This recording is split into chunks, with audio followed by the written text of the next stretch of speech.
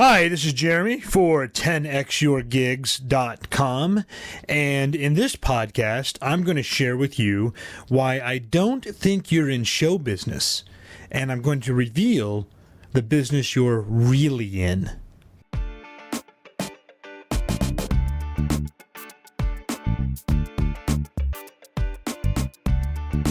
So, I have to get this off my chest. It's an overwhelming attitude about artists and entertainers that, quite frankly, I find offensive. It may be something that professional entertainers have done to themselves. I don't know. But I do know that it's fixable, it's reversible for those who are truly interested and driven enough to take charge of their show business career. You see, many people who are in the position to hire talent have a process of acceptance. They need you to go through their process in order to accept you as a professional entertainer, someone they want to work with.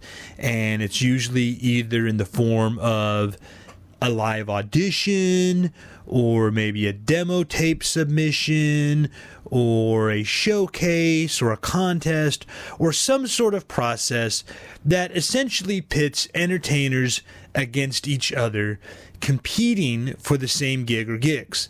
And this kind of competition amongst performers, it was what drives the pay rates down. It leads to frustration and even artist abuse. So I would say this dynamic exists because no matter how talented you are, the gig providers, whether they're club owners, industry people, show managers, event coordinators, whoever's in charge, responsible for hiring the talent, when you present themselves to you, when they're looking for an entertainer for their venue or event, and you present yourselves as a possibility, they view you as a commodity. Now, I wrote this down actually. So for the purposes of this discussion, a commodity is an ordinary, common, even mundane product or service that, in the absence of differentiation deliberately created by its provider, is being perceived by clients and consumers as having limited, even low value, and being interchangeable with other products or services of its type. And that's the key word, interchangeable. So very, very few professional performers differentiate themselves from other professional performers. They emphasize what they do, how they do it, what they have done, their credits, things like that. And that to them is the distinction they make versus anyone else who may be up for the gig. And then that's what makes you interchangeable, believe it or not, because everyone's doing that. Everyone's emphasizing their credits and what they do and how good they are at it. So you become replaceable.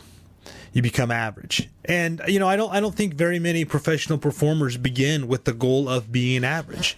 They hope for a lot more. They hope for fame and fortune. They hope for recognition. Yet most performers permit themselves to be boxed in as average, replaceable commodities, and where they're not doing something different and unique. If what you deliver isn't truly unique and special, how can you expect anything other than average and ordinary treatment? The idea that artists and entertainers are a dime a dozen is everywhere, and it drives me insane. See, in reality, there is no such thing as a commodity, only commodity thinking.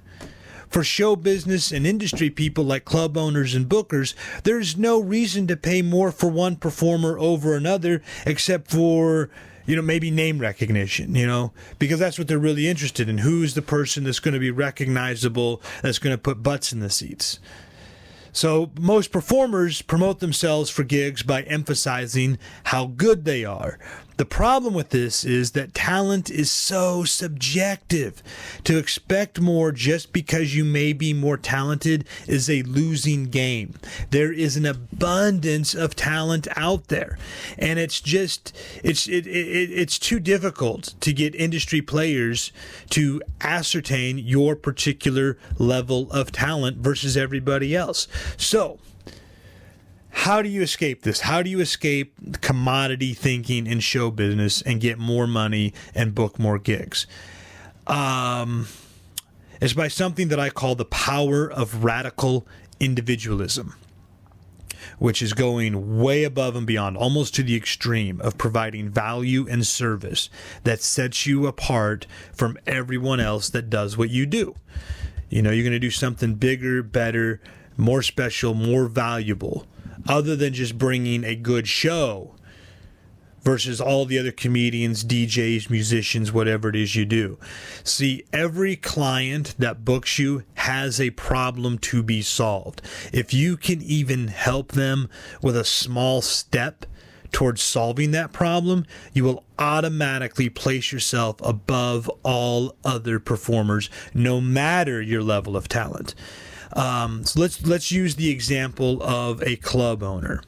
What are they really interested in? Sure, they want their entertainment to be good and they want it to be cost effective. But what they really want is butts and seats, buying food and drinks. They want to pack their bars out night after night. So what are some ways that you can help them reach that goal? Even if it's just something small. You know you can deliver a great show, but so can lots of other performers.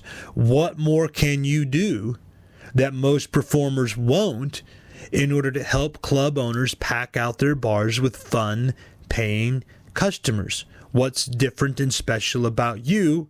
What service can you provide that will help them with that? Or another example, if you're a wedding DJ, for instance, what problems do your clients worry about or need fixed?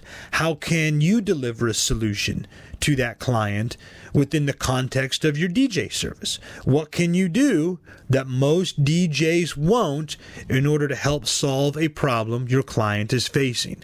And that's what an entrepreneur really is, someone who solves problems for money. This is show business, and I assume you want to be successful in show business, which is why you're listening to this podcast right now. And that makes you an entertainment entrepreneur. You are not in the DJ business or the comedy business or the music business. To be successful means thinking of yourself as a marketer of a service. Your performance is your deliverable product or service, but you are actually in the business of solving problems for your clients.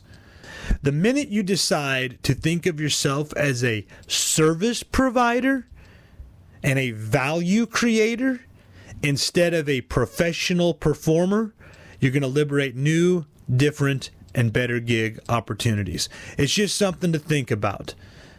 I hope this was helpful. I hope this was useful. If you have any comments or questions, I hope this was helpful. I hope this was useful. If you have any comments or questions, please leave them in the comments section below.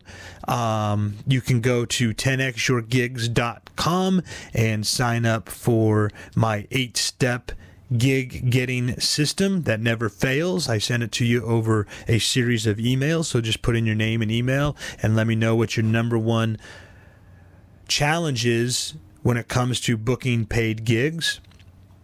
And also leave in the comments below, or if you're listening to this on iTunes, leave it in the review section. What is something you can do that most other entertainers in your space won't do in order to help solve problems that your clients are facing? That's the challenge. That's what's going to set you apart from everybody else, and that's what's going to explode your calendar with gigs. It's the system that I use. I try to go in and I solve problems for people. I try to deliver a lot of upfront value first before I ask for the gig. Or when I'm asking for the gig, I try to make the promise of problems that I will solve for them, in addition, above and beyond just delivering a show. This is Jeremy for 10xyourgigs.com. Thanks for listening, and we'll talk soon.